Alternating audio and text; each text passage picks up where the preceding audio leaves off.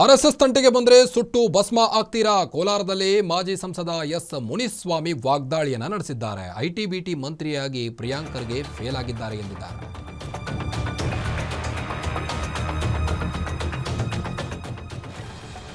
RSS ತಂಟೆಗೆ ಬಂದರೆ ಸುಟ್ಟು ಭಸ್ಮ ಆಗ್ತೀರಾ ಅಂದಿದ್ದಾರೆ ಮುನಿಸ್ವಾಮಿ ಅವರು.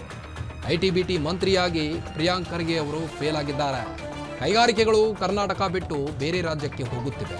ಅದರ ಚಿಂತೆ ಬಿಟ್ಬಿಟ್ಟು ಆರ್ಎಸ್ಎಸ್ ಬಗ್ಗೆ ಇಲ್ಲ ಸಲ್ಲದ ಆರೋಪಗಳನ್ನು ಮಾಡ್ತಾ ನೀವು ಮಾಡ್ತಿರೋದು ಸರಿಯಲ್ಲ ಅಂದಿದ್ದಾರೆ ಮುನಿಸ್ವಾಮಿ ಅವರು. ಆರ್ಎಸ್ಎಸ್ಗಾಗಿ ನಾವು ಪ್ರಾಣ ತ್ಯಾಗ ಮಾಡಲು ಸಿದ್ಧರಿದ್ದೇವೆ ಎಂದಿದ್ದಾರೆ.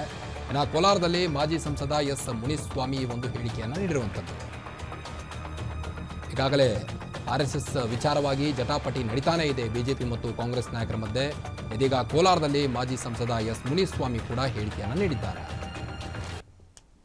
ಇವತ್ತು ಆರ್ಎಸ್ಎಸ್ ನ ಬ್ಯಾನ್ ಮಾಡ್ತೀರಿ ಅಂತ ಹೇಳಿ ಹೋಗ್ತಾ ಇದ್ದಾರೆ. ಇವರು ಓದಿರ್ತಕ್ಕಂಥ ಒಂದು 4ನೇ ಕ್ಲಾಸ್ ಅಂತ ಹೇಳಿ ಎಲ್ಲ ಅಲ್ಲಿ ಗುಲ್ಬರ್ಗದಿರ್ತಕ್ಕಂಥವರೆಲ್ಲ ಹೇಳ್ತಾರೆ ಫೇಕ್ ಸರ್ಟಿಫಿಕೇಟ್ಗಳು ಮಾಡ್ಕೊಂಡು ಓಡಾಡ್ತಾ ಇದ್ದಾರಂತೆ. ಪ್ರಿಯಾಂಕ್ ಖರ್ಗೆ ಅವ್ರಿಗೆ ನಾನು ಹೇಳ್ತೀನಿ, ನಿಮಗೆ ಸ್ವಲ್ಪ ಆದರೂ ಲೋಕಜ್ಞಾನ ಇದೆಯಾ? ಎಜುಕೇಷನ್ ಬಗ್ಗೆ ನಿಮ್ಗೆ ಏನಾದರೂ ಜ್ಞಾನ ಇದೆಯಾ?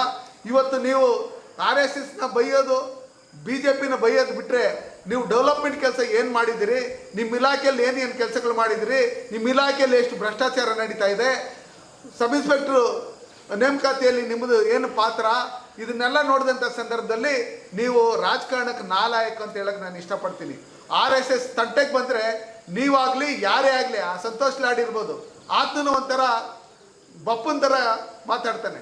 ನಾವು 600 ರೂಪಾಯಿ 700 ರೂಪಾಯಿ ಇರ್ತಕ್ಕಂಥ ಏನು ಕಾರ್ಮಿಕರ ಕಿಟ್ಟಿದೆ, ಅದು ಬೆಲೆ ಬಾಳಂಥದ್ದು 2600ಕ್ಕೆ ನೀವು ಅದನ್ನು ಕಾರ್ಮಿಕರಿಗೆ ಕೊಡೋದಕ್ಕೆ ನೀವು ಹಂಚಿದ್ದೀರಿ.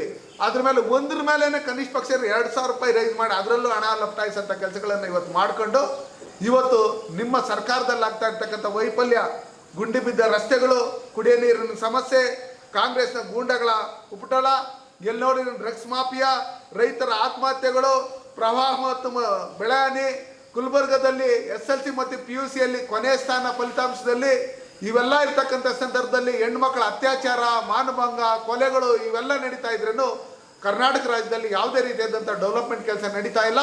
ಇದನ್ನು ಮರಮಾಯಿಸೋದಕ್ಕೋಸ್ಕರ ನೀವೇನು ಆರ್ಎಸ್ಎಸ್ನ ಬ್ಯಾನ್ ಮಾಡ್ತೀರಿ ಅಂತೇಳಿ ಬಂದಿದ್ದೀರಿ. RSS ತಂಟೆಗೆ ಬಂದರೆ ನೀವು ಸುಟ್ಟು ಭಸ್ಮ ಹಾಕ್ಬಿಡ್ತೀರಿ. ಅದು ಕರ್ನಾಟಕ ರಾಜ್ಯದಲ್ಲಿ ಇರ್ತಕ್ಕಂಥ ಮುಖ್ಯಮಂತ್ರಿಗಳಿಗೆ ಹೇಳೋದಿಷ್ಟೇ, ನಿಮ್ಮ ಸಚಿವರಾದಂಥ ಸಂತೋಷ್ ಲಾಡು, ಪ್ರಿಯಾಂಕ್ ಖರ್ಗೆ ಅವರು, ಇವ್ರಿಗೆ ಸರಿಯಾದಂಥ ಬುದ್ಧಿ ಹೇಳಿ ನ್ಯಾಯವಾಗಿ ನಡ್ಕೊಳ್ತಾರೆ.